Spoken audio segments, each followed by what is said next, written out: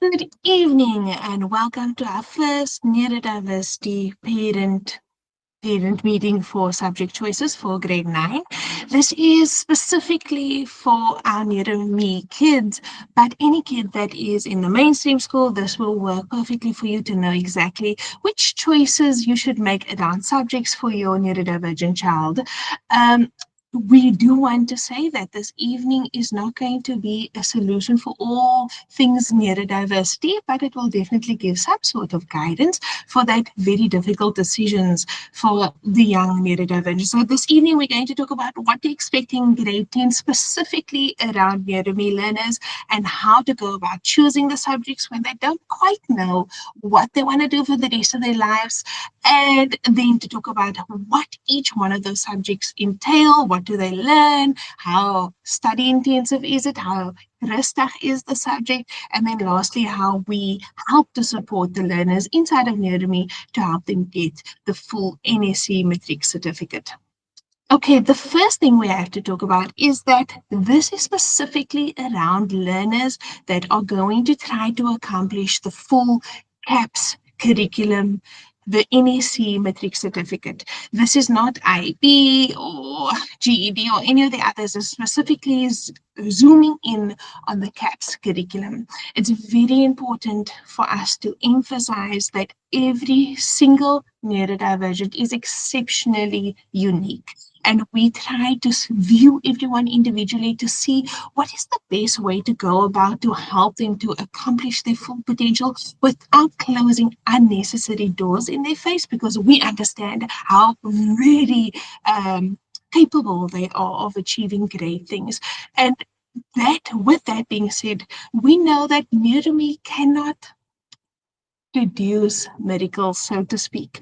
We are simply trying to make it easier for the neurodivergent to take up their own potential and achieve it. We can't solve all problems, but we're trying our very best to help the neurodivergents be confident in themselves and do the best that they possibly can. We know that in this time, it's very stressful because they have hyperfixations and they have anxiety. And so there's a lot of things going on, and we're just trying to provide guidance to mitigate all of those extra emotions. Okay, so the first thing that we're going to talk about is the transition in grade 10. Now, we at Neuro, we understand that in grade 10, the transition is quite daunting because in grade R to 9, they are considered as homeschoolers. So as a homeschooler, they get registered with the DBE, and there's a support leave Carol. I didn't even introduce you. I'm sorry, Carol. You see, we are neurodivergents ourselves. But I'll continue. In grade R to 9, a learner that is homeschooled will be registered with the Department of Education, which means that the Department of Education is the authority around the learner's academics, accommodations, etc. And NeuroMe simply provides a curriculum for them to be able to accomplish those things. But in grade 10, the authority and the governing body of the qualifications we are registered with C.A.T is actually Umalusi. That's the big boy that gives them their matric certificate. And as an online institution, we are registered with C.A.T to be able to give the learners the NSC matric certificate. So the big transition is the person that we have to answer to is C.A.T in grade 10, what the requirements are for the matric certificate. Now, if you hear me say all the time, even though we're supposed to be talking about subject choices for grade 10, the matric certificate is because the NSC qualification is actually a 3-year qualification. You have to complete grade 10, 11, and 12 to be able to get the matric certificate. It's not only the matric year, it's all 3 years together. So everything that you do in grade 10 affects your actual overall matric certificate. And that's why I'm saying that C.A.T monitors them for that 3-year qualification to get the matric certificate. So there's lots of changes that happen for the learners. As a small example, we understand that in the younger grades, they can do continuous assessments. They can't do that in grade 10. So we prepare them inside of NeuroMe for a gentle transition into grade 10. So it's not that, oh, I've had such easy lessons this whole time doing multiple choice questions, and then all of a sudden in grade 10 I have to write all my answers. We don't do that to them. We try to transition them nice and slowly, so when they get to grade 10, it's not shell shock. There's so many changes. One thing that is a big change is that the subject amount that they have in grade 9, as you can see, they have 9 subjects that will keep on the core: the home language, English Afrikaans, the first additional language, that's what FAL stands for, first additional language, either Afrikaans or English, maths, life orientation, creative arts, EMS, which stands for Economic Management Sciences, Natural Sciences and Social Sciences, and Technology. Those are the subjects that they do in grade 9. Now, although the amount of subjects looks plenty, the work is actually quite little. There's not that much work. They're just giving them a small amount of tasters of the different industries so that it makes it easier for them to make subject choices in grade 10. But in grade 10, so the FET subject stands for the phase, the further education training phase. They get 7 subjects. So it's fewer subjects, but it's a lot more work actually. And the big difference there is that the due dates in the FET phase in grade 10 to 11, from grade 10 to 12, is stipulated and governed by C.A.T. We are no longer the authority when it comes to the FET phase. We say, yes, boss, to C.A.T. And so what we try to do is make it accessible for the learners to get them to accomplish all of it. So what we try to do with the due dates is to say to them, okay, we're going to make it manageable, and we give them ample time to prepare for it. So if they just stick with the system that we put in place, they'll be nice and rested. Okay, so part of the transition is the lessons. On the left-hand side here, we have grade 9 lessons, and on the right-hand side, we have a grade 10 English home language lesson. Both of them the same. They feel exactly the same to the learners. They understand the structure of the lessons, small amount of content that gets presented to them, and then a few activities to help them engage with it. That structure stays the same in the FET phase. It doesn't become a completely different way of learning. The same road to the same destination is similar to them, so they don't feel completely out of sorts what's happening now. But what does change is in grade 9, they are familiar with the structure of one section that spans over 2 weeks. There's your 2 weeks worth of work. There's week 1's lesson and week 2's lesson with the audio support.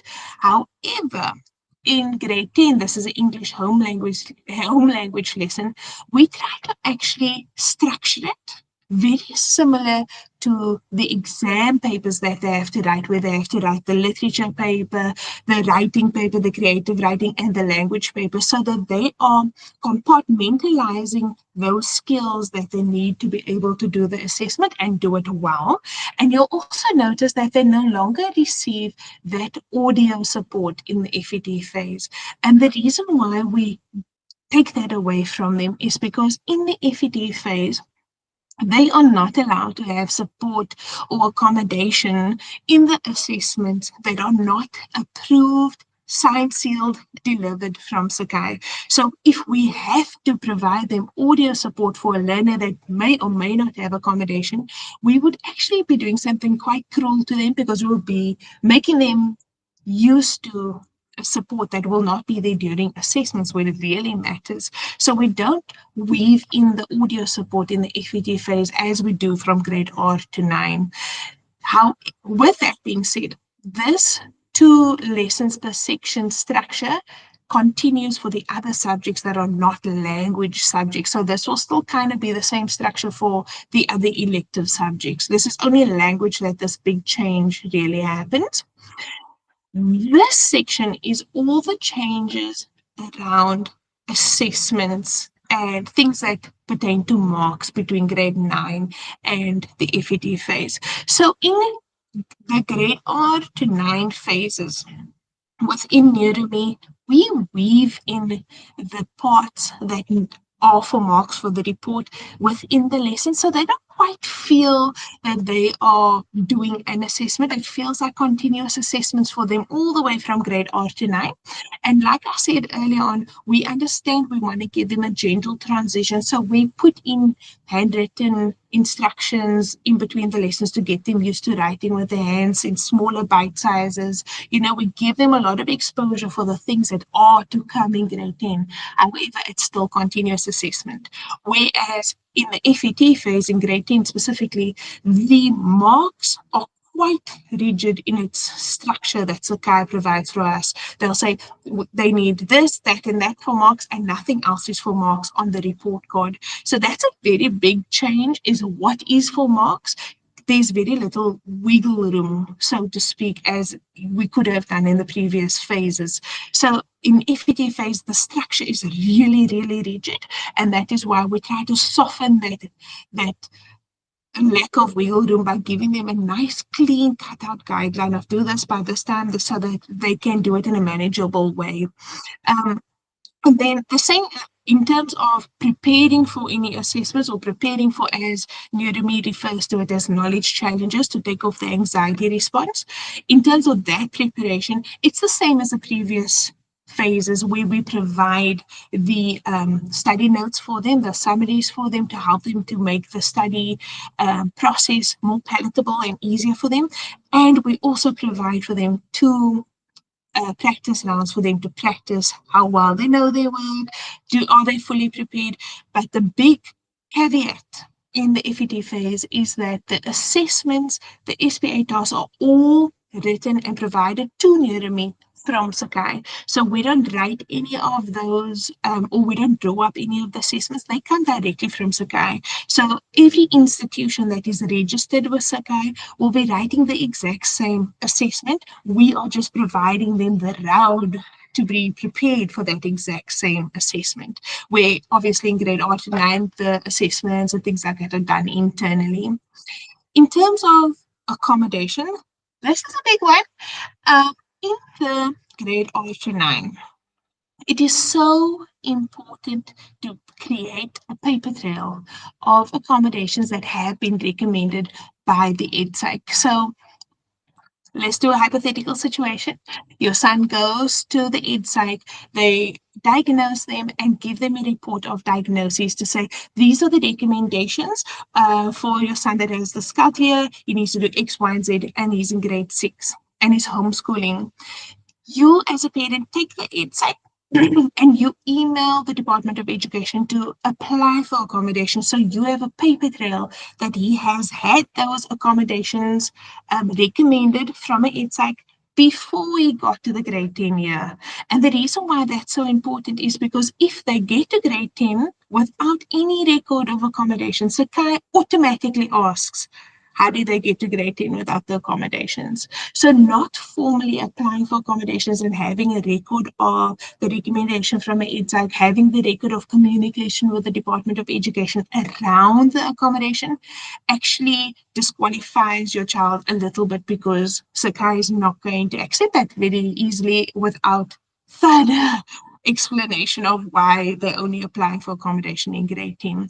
So in grades R to 9, as soon as possible, get that accommodation on paper, approved, acknowledged by the Department of Education or whichever institution they are at that time, so that when they enter into a new phase, because every phase they have to have an accommodation approval reapproved, so to speak.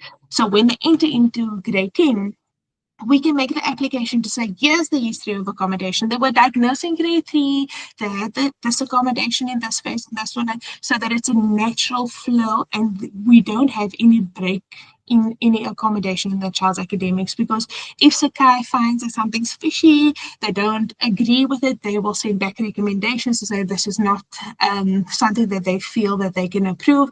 Then your child has no accommodation for the rest of the FET phase, because if you use a reader and you don't have it signed and sealed and delivered from Sakai with a letterhead to say these are the approvals you may use, they get zero for that SPA task or that assessment, which is Not like nobody wants to go through that. So you want to make sure that you set your child up for success so that they can have that accommodation approved by Sakai, have that beautiful letter to say Sakai says that you can use these accommodation, because that letter gets attached to every single piece of material that is for marks and FETFA. So it's literally the bee's knees, the most important thing that you want to make sure that your child has. Okay, with that being said, when we do anything for marks, even from grade R to 9, all the way through to matric, we want to have some sort of integrity confirmation to say that this is the child's work, no extra help was given, either online or in person. And so what we do in NeuroMe is we use the Invigilator app, because it's a background program that runs while the learner is doing the assessment in the background of their PC. So they don't feel that they have to interact with anything or distract them from their assessment at the time. But that will monitor the sound in the environment. It will literally monitor the location that they're at. It will monitor what's happening on the child's screen. It monitors everything about the environment that that learner's in. And over and above that, we also run all of the assessments through an AI checker so that we can say, yes, this was definitely your work, well done, good job for your hard work. But the reverse is also true, that if there's any funny business, that it gets picked up immediately and dealt with immediately. Okay, and that process happens all the way from grade R. From grade 3, we get strict about it. From grade 3, slow transition all the way to grade 12. Okay, and then the assessment difference from the phases in grade R to 9 in NeuroMe, they write all of the assessments online the way the lessons typically look. So it would feel like they're doing a normal lesson, click, click, click, do the lesson, same as usual. But the transition between grade R to grade 10, oh, just joking, grade 9 to grade 10, is that they will still receive the assessment online, so they'll be able to read it on the screen on Google Classroom. But if they do not have, as I mentioned earlier, the Sakai approved accommodation for a reader or a scribe, if they do not have that letter, they are not allowed to use a scribe. They are not allowed to type unless it is approved from Sakai. So what would happen is they would have to see the assessment online and write their answers in the answer book in a blue pen by hand, and then they would scan it and upload the PDF back onto Google Classroom for us to mark. So you can see again, full circle, this is very important. If they need a scribe, you need to make sure that you have that paperwork in place. Okay, everything is online besides the very, very last matric exams that gets written in person in a Sakai exam venue that is closest to the child's home, that gets registered when their address is registered with Sakai. Now it's important, just like I've been saying over and over, that we've been preparing the grade 7s to 9s for the transition into grade 10. From grade 10, we prepare the grade 10s for the transition to writing person for matric. So we're always trying to ease them into the idea of change, because we understand with neurodivergence, change is not always their best friend. So we understand that, and we try our best to prepare them for all things.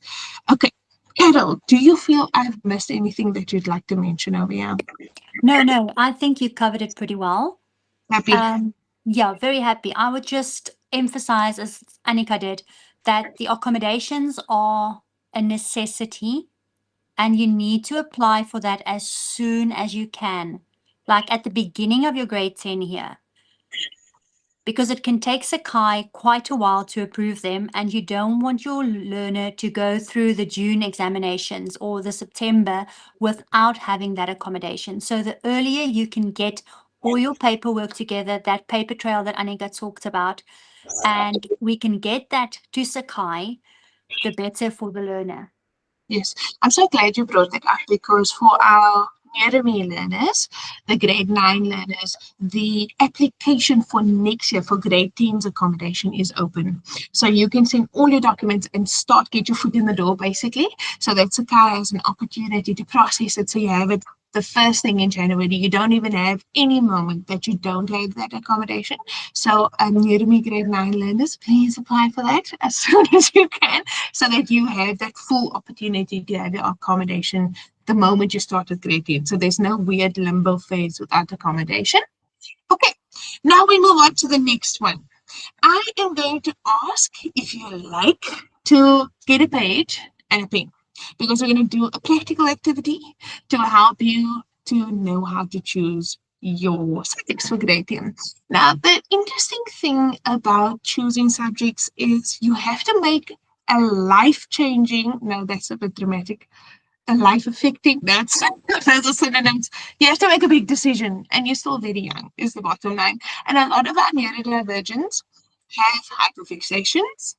They come and go, and it's very difficult to pinpoint what I want to be when I'm older and do for the rest of my life. It feels like it is a big decision, and it feels massive, but before I make you feel even more anxious, it's not set in stone. You can change your subjects. You can say, "Oops, I made a mistake. I want to change." We can still, like we always say, nothing set in stone. We can make changes. This is just an earmarking of subjects that could work for your interests.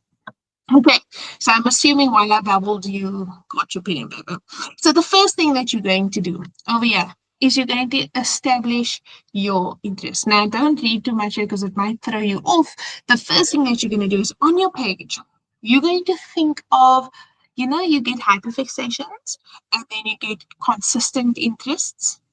We focusing on the consistent interest. So if there's Lego, for instance, that you've been adoring since childhood, then it's building and it's construction.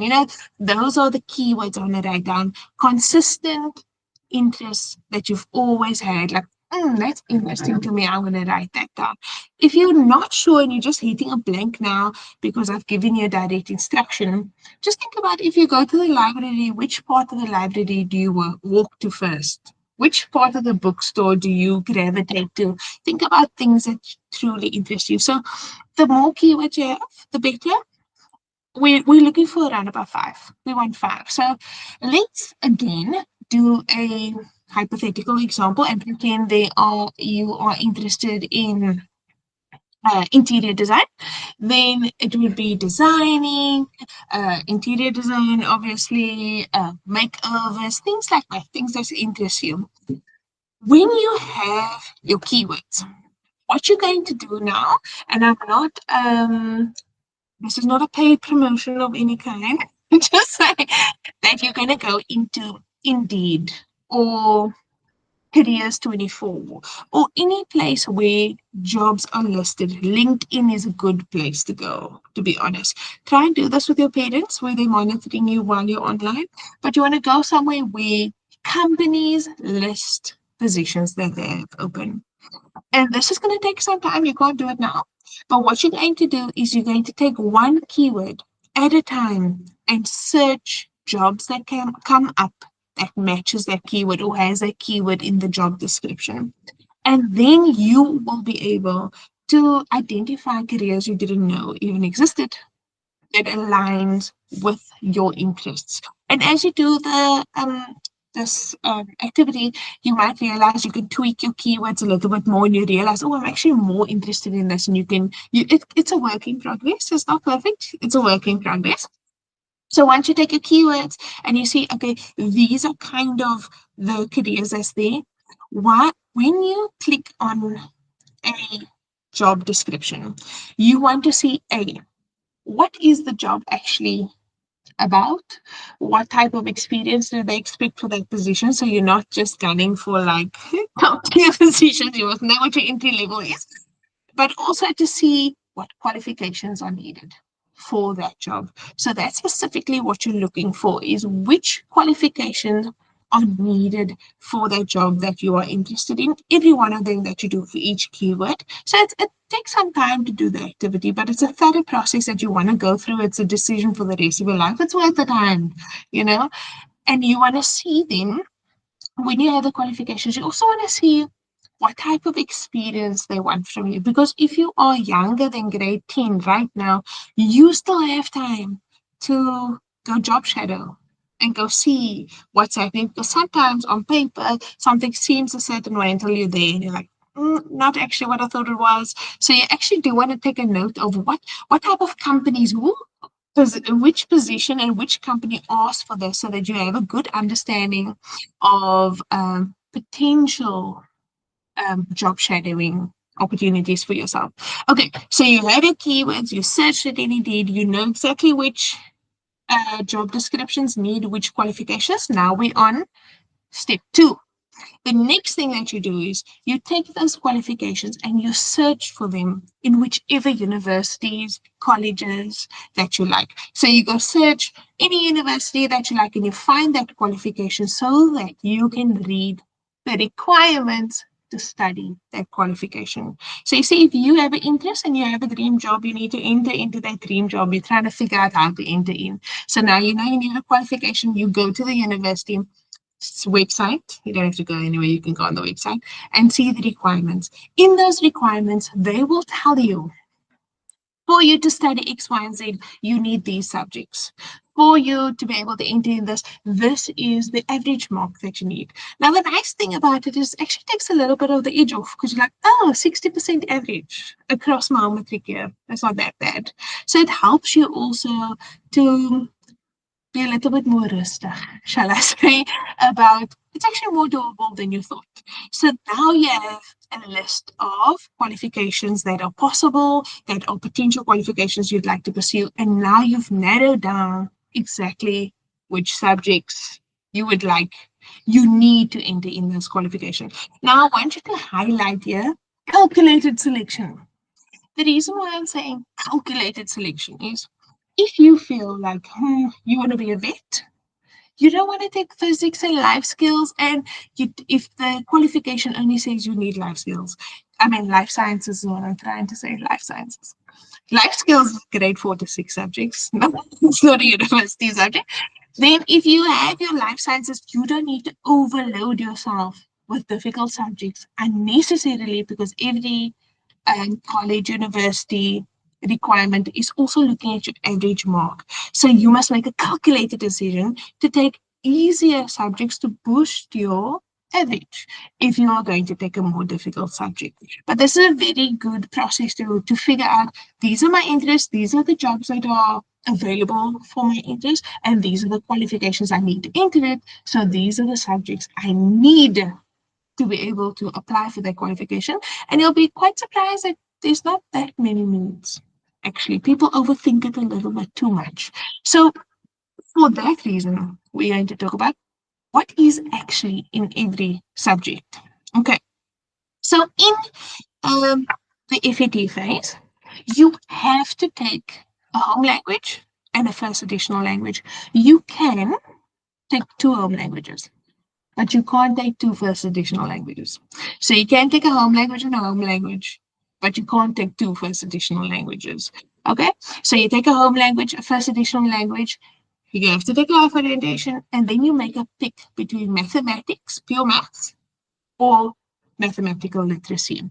Now, at NeuroMe, because we've seen that some learners struggle tremendously with maths, we have a little bit of a baseline assessment. We don't like to call it that. It gives them too much anxiety. So we'll say we have a little activity that we like to let the children do to see, do they have the baseline knowledge to be able to enter into maths, the mathematical skills to be able to do maths. Because if you do not have that natural mathematical skills at grade 9, it gets very difficult. And we don't, at NeuroMe, we always emphasize mental health above academic health. And sometimes the mathematics is very infamous for causing mental health problems. So we want to protect our learners from that. So we give them a little activity to give them a probability of a great idea for you, or you know, this is definitely for you. Okay, I just want to take one step back about accommodations. If your accommodation is that you have dyscalculia and you can't do maths, you can apply for an exemption of maths. If you have extreme dyslexia, you can apply for an exemption of your first additional language. Or if you're an immigrant learner, you can also do that.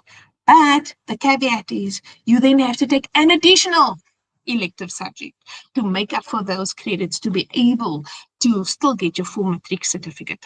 While we are also here, there is also an accommodation for learners that have potential but can't fully do the matric certificate. They can apply to do an endorsed matric certificate. That is a matric certificate that is a mini matric certificate. So that also means that the NQF levels are also a little bit lower. It's not at the full matric certificate level. It's a smaller amount of NQF levels. That gives the child still an opportunity to have something valuable instead of nada. So it gives them so we will always in NeuroMe discuss before we say dictate what is best for the learner, what is their full potential, what are they able to do. So it's always a discussion about that individual, and it's never just a blanket decision for kids. So when a child does an endorsement matric, they either one language and mathematics, they always have life orientation and only two electives. So they'll have five subjects instead of seven. Okay, so now we're going to talk about the electives and we'll talk about which electives cannot go together also. Who is married and who is divorced? That's what we'll discuss. Okay, counting. This is a type of subject that if a learner enjoyed EMS tremendously, especially the accounting part, debtors and creditors, ledgers, etc., accounting's clearly for them. They already have a taster for it because they did it in grade 9. So if they didn't do well in EMS in grade 9, it's not a good match.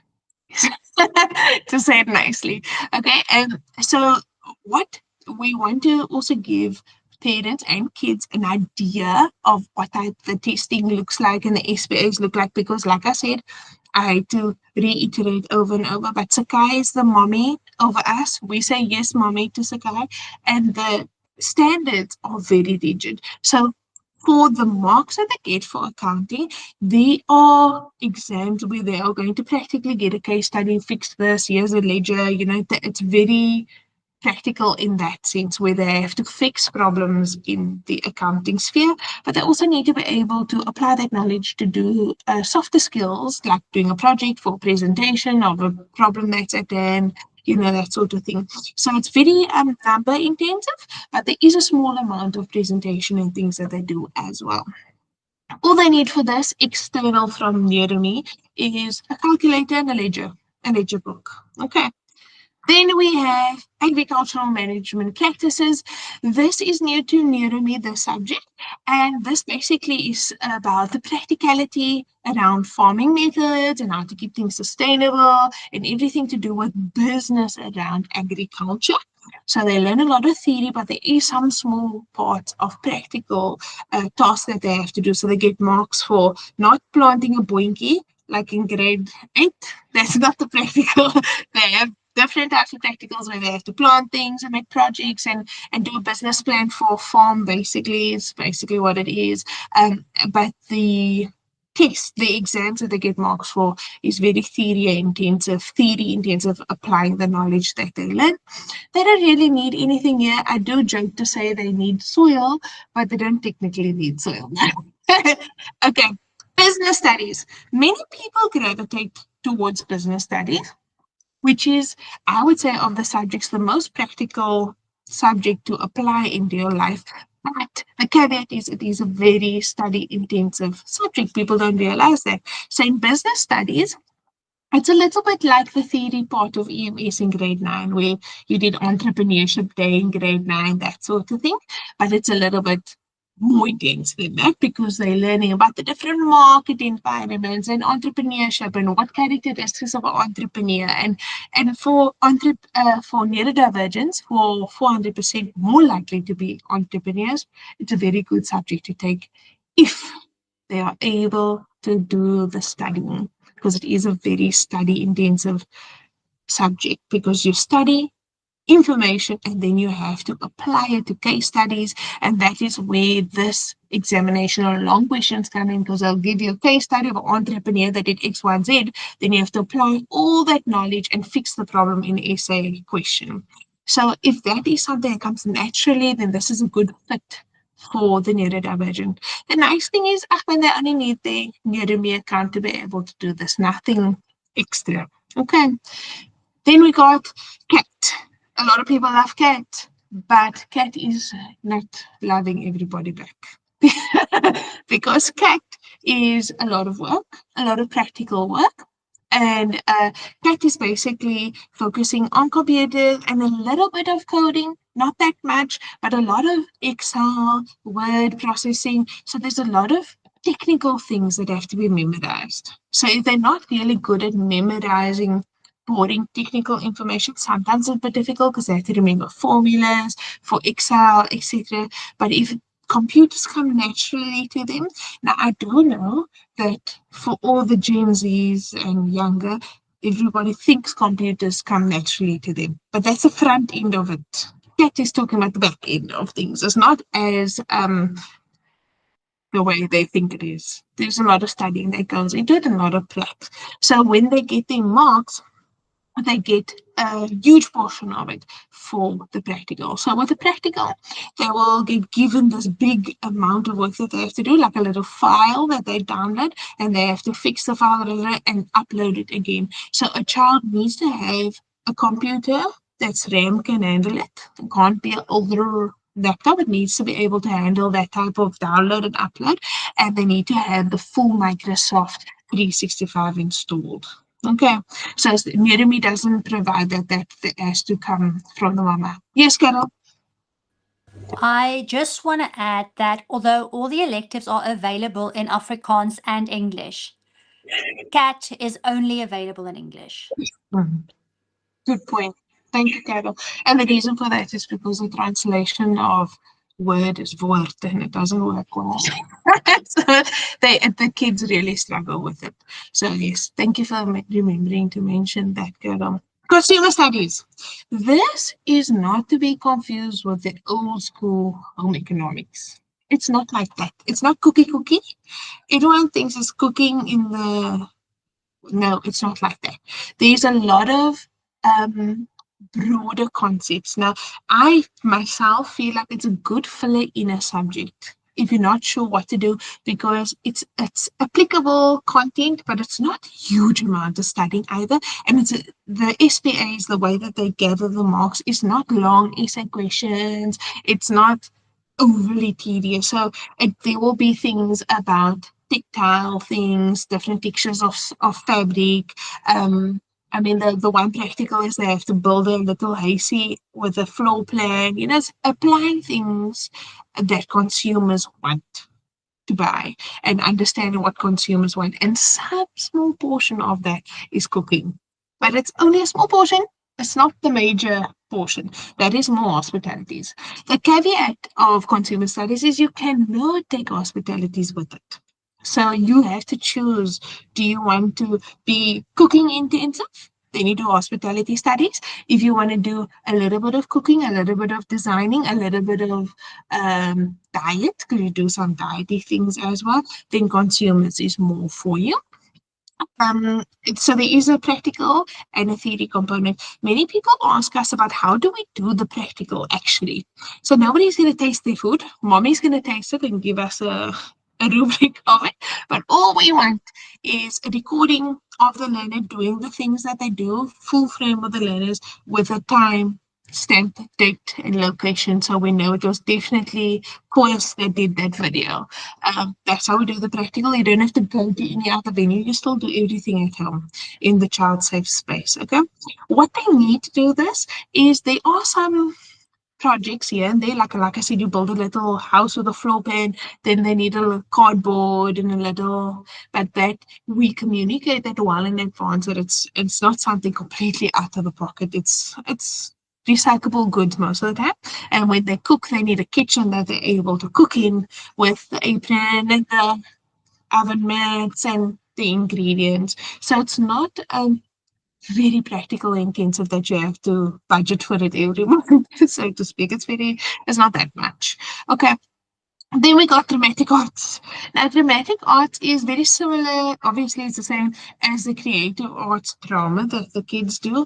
This is, I find, myself, if the neurodivergent is able to memorize parrot essays, then drama is good for them because they learn skills that they need, social skills that they need to speak and articulate themselves. And the exams is not that intense because they only study 4 essays that they can practice before the assessment and memorized and then just regurgitate it. If that's the way they are able to process information, then dramatic arts is a nice subject to fill in a subject if they're not fully passionate about it, because it's not that SPA intensive, do 1,000 projects.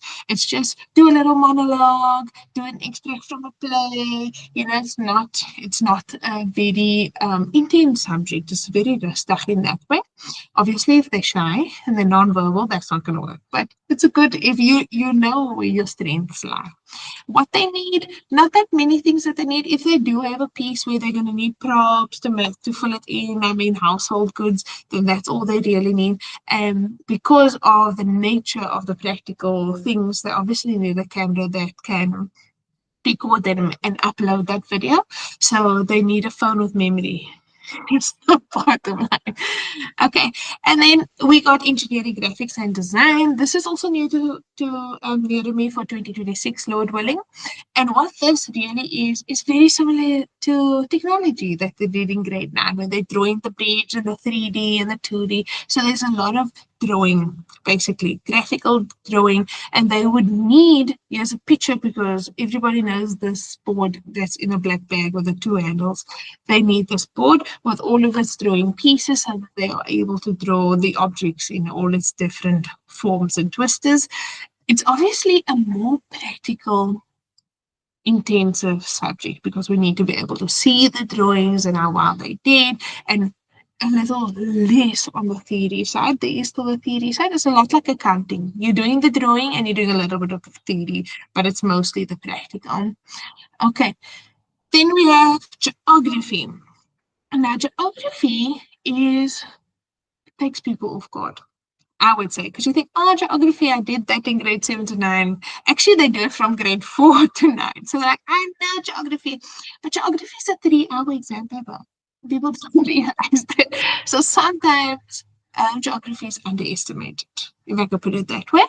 What it focuses on more so than in the younger grades 4 to 9 is the weather change, the how people affect geography. It's not just location and small things like the water cycle that you learn for 3 years straight. It's much more intense than that.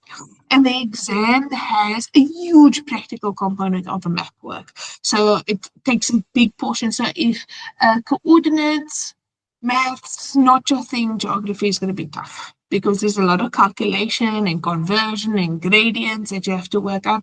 And that's sometimes a little bit difficult. And it is a study subject. So you don't have to do long essay questions, but you have to memorize all the tropical cyclone things. And there's a lot to memorize and then apply in small bites. So geography can sometimes be a little bit of a wolf in sheep's clothing, but if you're good at studying and you're good at memorizing big amount of contents, easy peasy, you can smash it. Because, Carol, tell me if I'm wrong now, there's one paper, not two. Only one 3-hour paper. November's 250 mark papers of 3 hours each. Yeah. It's long, that's very So, yeah, it's the same with business studies, also has that. And history from grade 11 also has 2 papers. So geography, because on the map work side, you need a calculator, you need a protractor, you need a ruler, the usual things to do map work.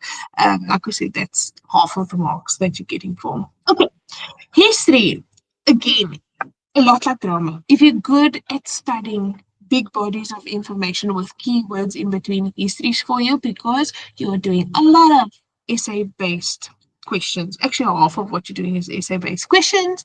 History is obviously talking about the past and what happened and who said what and why they said it and things like that. So history is really, if you are good at just consuming and regurgitating, history is a good filler in it.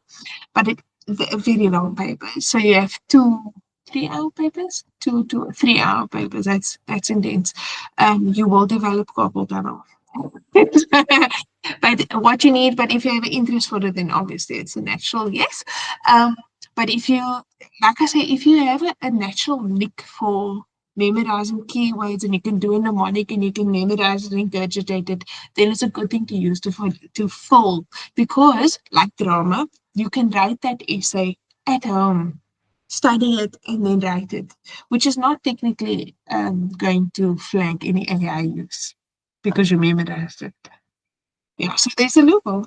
Yes, Carol. I also think that history is a very good subject for the neurodivergent learners because a lot of the information you can watch movies on, you can watch YouTube videos on. So for the history, there's a lot of information that doesn't necessarily come just in text or written form Mm, that yes, might be more accessible to a lot of our neurodivergent learners who would rather than like go watch a video on the Second World War. yes. So yeah, it's a very good subject as a Yeah, filler. if we compare, let's just compare geography to history, the amount you have to study for history versus geography is less. Even though you're writing it in an essay form, it's a lot less. So history, I feel, is a very good filler, for if you have your qualification subjects that you need, and then you need, oh, what else am I going to take? History is a good one if you are able to do that. Um, Hospitality studies, like I mentioned previously, very cooking intensive. So your practical things will be like baking and knife skills and how thin can you cut the onion. I'm not joking. Those are the types of things that hospitality will teach you. And again, practical activity, you take the video with the timestamp and the date and etc. It cannot, again, I know this is not backwards reiteration because we did it with consumers. It cannot be together with consumer studies. It's one or the other. Hospitality is easier to study for if it's your English because you get a good amount of marks for your prac, and then it's a small amount of studying if that's in line with your interest. Yes, ma'am. I just want to add that don't see hospitality as just cooking because you are going to need to learn French words. Let's Mm. say in matric this year in the Sakai meetings, they did say you're going to have to, let's say, pair a wine with a dish, but then you have to use the French words for the different dishes and the different wines. So take into account if languages are maybe not your strong point and you feel like learning a bit of French is going to be too difficult, then maybe rather go for the consumer studies. Good, good, good. And again, we need ingredients, we need a kitchen that can work, we need safety gear, the usual things about, and a camera to record your practicals. Okay, life sciences. Yeah, that's just a tough one. I'm gonna say because it's extremely study intensive. It's a lot of work, and that's why I, in the beginning, reiterated calculated subject choices. Because if your qualification is not even close to needing life sciences, why put yourself through the torture? I'd say. Because it's a lot of work. It's a lot to study. It's a lot of work to get through, and the exams are extremely long. And it's a lot that you have to study to prepare for life sciences. But let's not all talk about doom and gloom. Life sciences is going to talk about body, biology, animal parts, cell parts, and ironically enough, to be able to do life sciences and do it well, you need to draw. Because you have to draw diagrams and label it. And funny enough, sometimes that is the thing that's most difficult for the kids, is that they have to draw a lot of things because especially if they have dysgraphia or something and it's all whack for them to do to draw the diagrams. But it's something that you have to really consider. Do I need it? Because it's a tough one. It's a tough cookie. It's like maths, life sciences, physical sciences. They are all kind of cousins of the same bad genes because they're difficult for neurotypical. So neurodivergents really struggle with the huge amount of work. But if it's your natural interest, then you'll do really well. Okay. In the SBA and the exams, they are very much theory intensive. A lot that goes into it. And they, when you read an exam and you ask yourself, are they trying to trick me? That's what the exams feel like, because there's a lot of niggly bits that you have to study, small details. So if you have attention to detail, perfect one for you. What you need, don't worry about this too much, is you need to be able, like I said, if it's your natural interest, physical sciences. This one has to be taken with maths. Now, the same thing that I said with maths, we're going to do a little tester to see your little activity to see if this is something that you have an entry level understanding to get into. If you don't have that baseline, you're starting in the back foot. So we're actually protecting you from the whole rigmarole of starting something that's going to be really, really tough for you. And like I said, in that first activity, if the qualification doesn't call for it, don't put yourself through it, because physical science is, if life sciences was difficult, physical sciences is just a little bit more, because a lot to study, a lot of small fine details that you have to study. So it's not like with history you study keywords and you can fill it in a little bit, you can flesh out the skeleton. You can't do that with physics. You must study the skeleton, the muscles, the vessels, everything. So it's a lot. So if, for instance, you do need maths and you do need physical sciences, then it's my high recommendation. Take easy subjects to accompany it to bring up your average. Don't take life sciences, physical sciences, accounting, EGD. Don't take all the difficult ones together. Don't do that to yourself. Try and calculate what's going to bring up my average mark and which one must I take. Yes, ma'am. No, I just want to support you saying don't take all the difficult ones, because remember, you can only change in grade 10 and 11, you can only change two of your electives, and that includes maths. So let's say you've taken mathematics and physical sciences, then you can change those two subjects to math, lit, and another elective.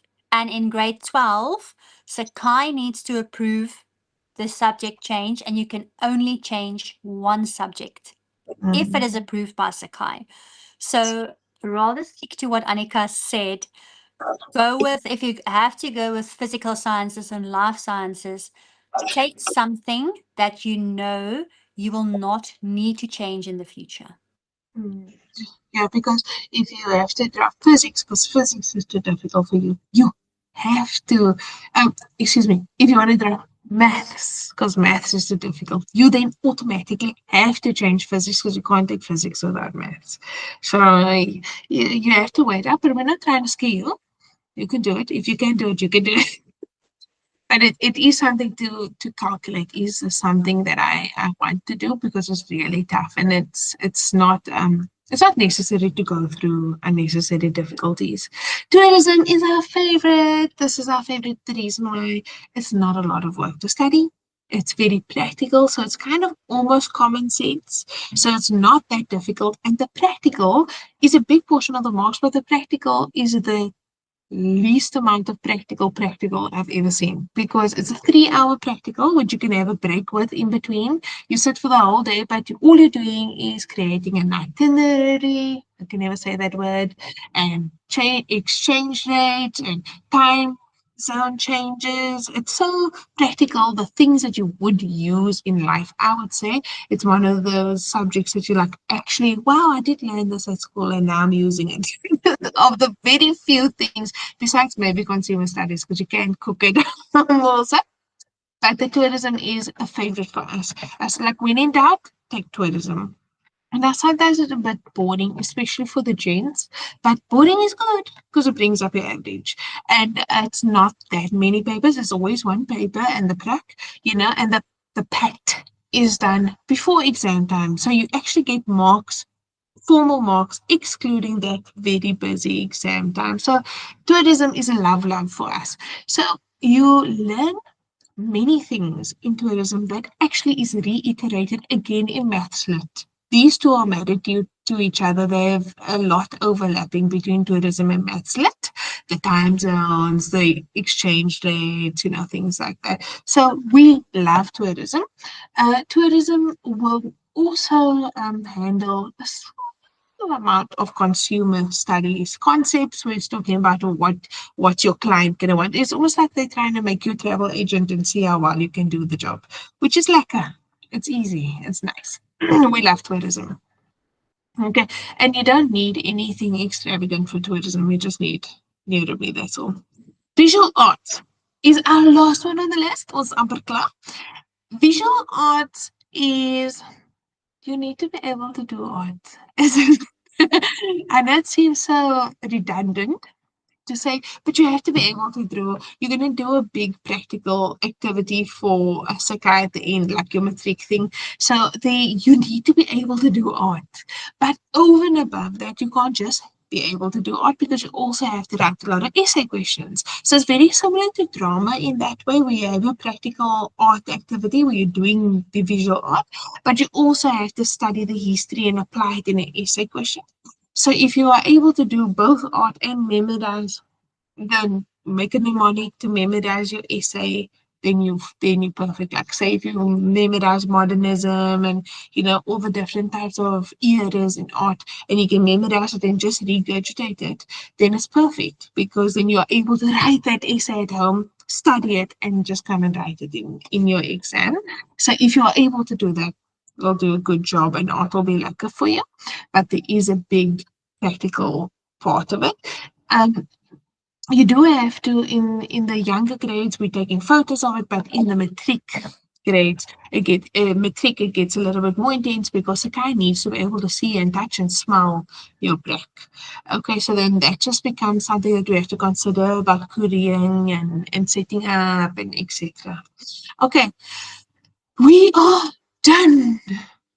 Now it's Kettleston. Yeah, so we want to talk about how we support our FET learners and what sets us apart. The most important thing for us in the FET phase is none of our learners are numbers. It is a big problem today that, especially like even in the government schools, the classes are so full that your learner is reduced to being a number. So when you phone someone, they ask you, what's your student number? And we try with our different leads, the support lead, the academic lead, we try to eliminate that and see our learners as people. They also get to know us, the parents get to know us, to still, even though it's online, to keep that human feel, that we are all human. The person on the other side of the computer is also human. The teacher marking it is human. We all make mistakes, so it's fine if you do. And we are not just here to support the learners, we are also here to support the parents, because a lot of parents, it's not only their first time with a neurodivergent child, but it's the first time they have a child in the FET phase. And it is, we know for our grade 10s, it's a very big jump. We will not lie to you. It's an enormous jump. And we are here to support you. You can WhatsApp us, you can email us. We support the parents and learners as best we can within the Sakai guidelines. We give the learners, just to help mitigate, because a lot of our neurodivergent learners have difficulty making notes and studying for exams, we supply the learners with the study notes saying, this is important. Yes, go through your lessons, but remember, you have study notes. We also give you a scope where possible and if possible, if it's not a Sakai paper, because remember our grade 10s and 11s do write the common Sakai paper that everybody else in South Africa is writing. And we also allow the learners practice rounds. Practice rounds are basically where we look for old exam papers. Sakai, whether it's Sakai papers where possible or all Department of Education papers that we know are standardized in caps that we give to the learners and say practice. Because the best thing for our neurodivergent learners is to get used to the way questions are asked and then to look at the memo and see, what do they want me to do? What does the question ask of me? And what does the memo require? And then we also have, even though it's not as strict in grade up to grade 9, we do have a bit of more strict deadlines in the FET phase, but they are still manageable. We aim to protect the learner's mental health, And we are human. We do understand if there was a death in the family, if someone was in hospital, you send your letter, you phone me, you explain, and we help you how and where we can. It is not that some of the deadlines, yes, they're going to be set in stone. But if it's an essay you need to write for Afrikaans and you can't because you attended a funeral, we understand that we are human. We've all been there, and we will try to accommodate you as best we can within those Sakai guidelines. Anything else you want to add, Annika? No, Mary. You know what we forgot to mention? If you want to ask questions, because for some reason the questions are set as off on YouTube, but if you want to ask questions, you can post on our Facebook page and we'll answer it there on the post on our Facebook page. Then you'll be able to answer any questions that you like or anything like that. I'm happy with that, Carol. The last thing that I just want to mention again to just reiterate is that every neurodivergent is different. All their needs are different today, tomorrow, every day. It's different, it's shape shifting. So, NeuroMe is trying our best to be able to be a solution for our neurodivergent learners. We're not going to be perfect, we're not going to be able to hit all the nails on the head, but we'll try. And I promise is we're going to try our best. And we, like Carol said, is we trying to put the human back in it, and we ourselves are neurodivergent, so we get it and we understand. We're trying to, the big thing that we're trying to accomplish is for the learners to develop skills and self-awareness and self-acceptance that they can take beyond NeuroMe and be a confident, well-rounded neurodivergent that doesn't apologize for who they are. That's our main goal. We want mental health above any academics. Academics is also a little bit important, but not that much to us. So we, even though Sakai is our mommy and we have to listen to what mommy says, we're trying our best to give them all the skills they need to smash it. Okay, so if you have any questions, we will definitely answer, even after the session is ended, on our Facebook page, to help any current NeuroMe learners, future ones, and again, just to reiterate, this is specifically around CAPS. Okay, happy, Carol? Yes, and please, if you have any questions, please send us a WhatsApp, email us, and if you're still unsure what subjects to pick, you will eventually, if you send an email to info@NeuroMe, they will redirect you to me, and we'll have a Google Meet, and we will sit and help you to pick the best subjects for you. Yes. Okay, have a lucky evening, and thank you for joining us this evening. Goodbye. Bye.